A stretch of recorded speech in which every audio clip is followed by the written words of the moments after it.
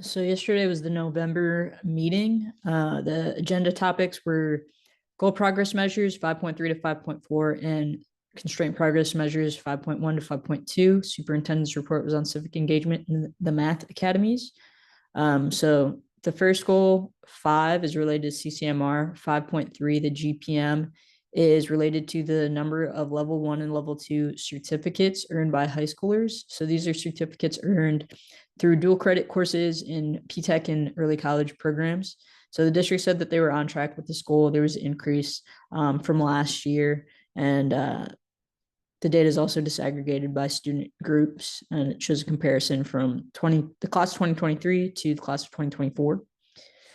Second goal, GPM 5.4, was related to the percentage of graduates enrolled in PTech or early college who earn 60 dual credit hours or attain an associate's degree. So again, an increase from last year, 65% to 69%. And the data is also disaggregated by student group. They said they were on track with this goal. They talked about the importance of academic advising by campus counselors just to ensure that pathways are complete at campuses. And so there's no gap in programming when, a student reaches their junior or senior year and they can't complete the required courses to be able to obtain those certificates. And then obviously students who earn those dual credit hours or associate degrees, they enter those four-year colleges and universities already with their associates, so they can spend theoretically a lot less time there, and it'll be a lot less expensive for them. And then the constraint progress measures related to financial solvency. So CPM 5.1 was just basically an audit that checks to see that the district's financial statements are accurately represented. They follow generally accepted accounting principles.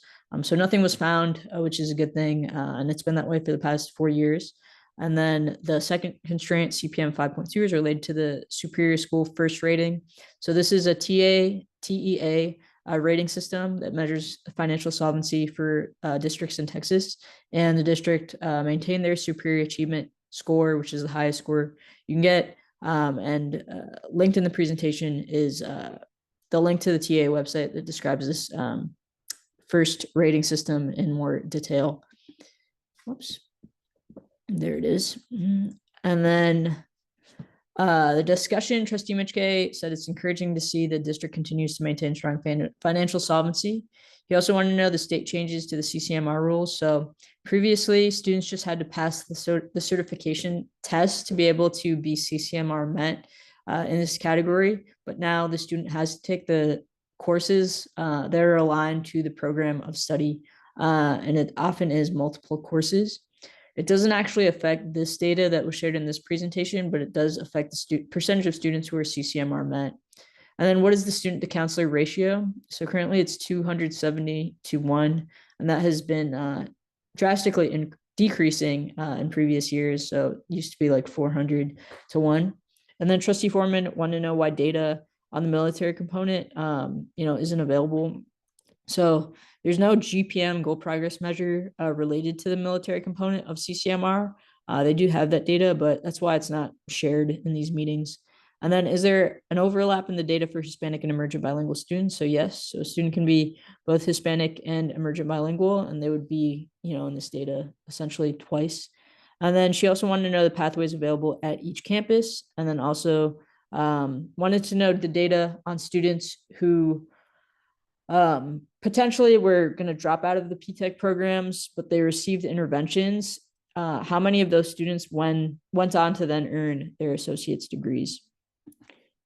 Trustee Mackey wanted to know the difference between level 1 and level 2 certificates. So it's related to the hours required. So level 1 requires 15 hours of coursework. Level 2 requires 30 hours.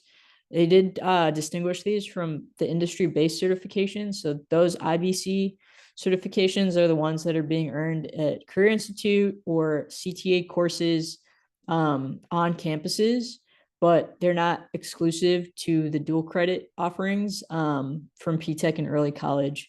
So that's kind of the distinction. This data and the data that was shared today was related to those dual credit courses that is in partnership with Dallas College.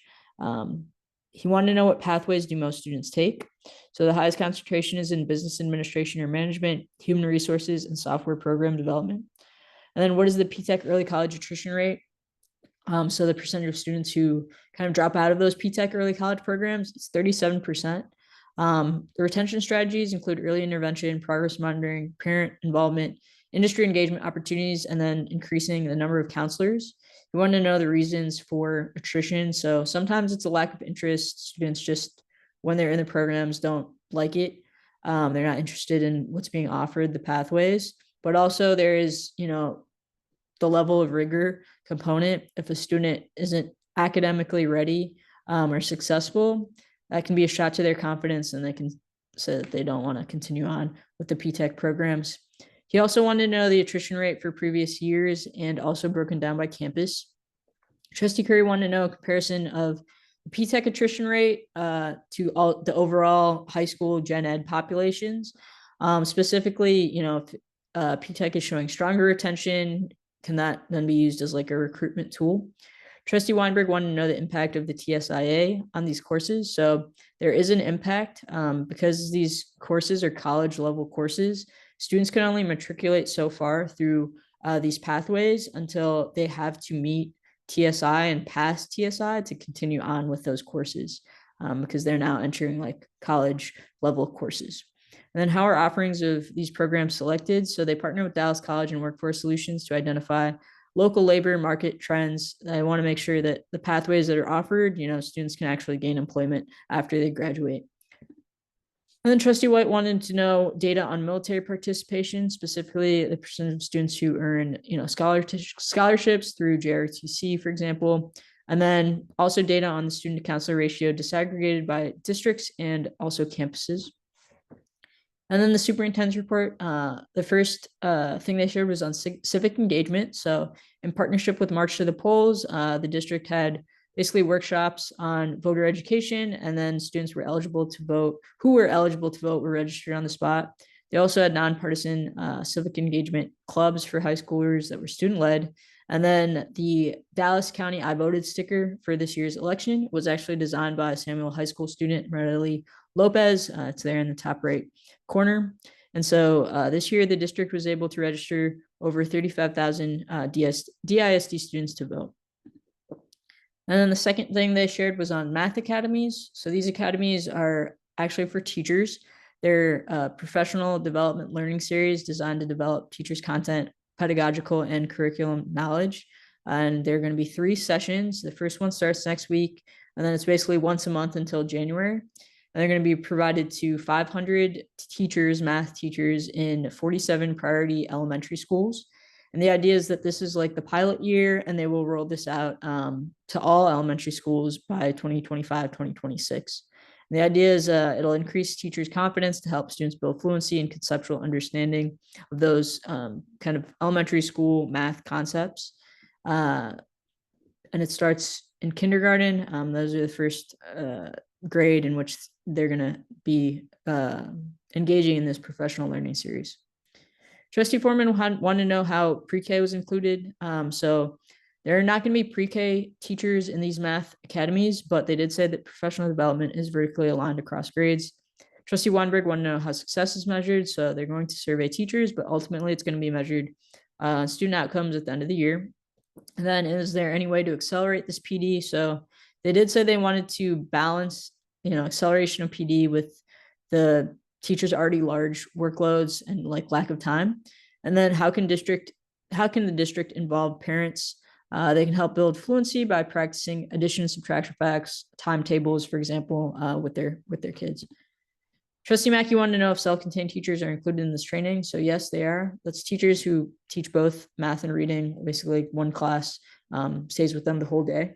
They're included in this training. If they teach math, they get to be in the math academy.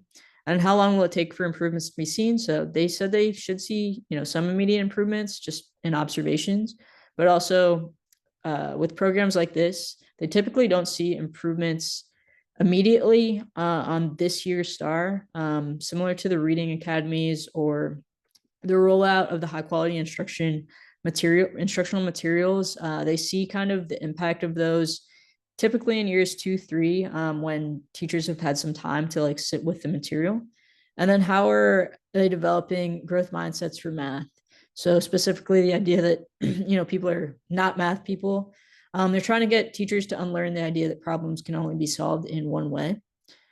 Trustee White wanted to know how priority schools were identified. So they prioritized campuses with anticipated D and F ratings and campuses that had the largest declines in math performance. She wanted to know if iReady was aligned with STAR. So yes, it's a national assessment, but it has been tailored to Texas standards for the district's purposes. And then where can parents find resources to help with the curriculum? So the district does have a parent website. There are resources available in English and Spanish. Trustee Mitchke wanted to know if students lost more ground in math and reading after the pandemic. So yes. And then what is the voter registration requirement for high school students? So Texas state law actually makes high school students, they say they must have the opportunity to register to vote on campus. So all the high school principals are deputized to be able to do that. And then they also wanted to know, he wanted to know the registration data by campus. So that was the November meeting.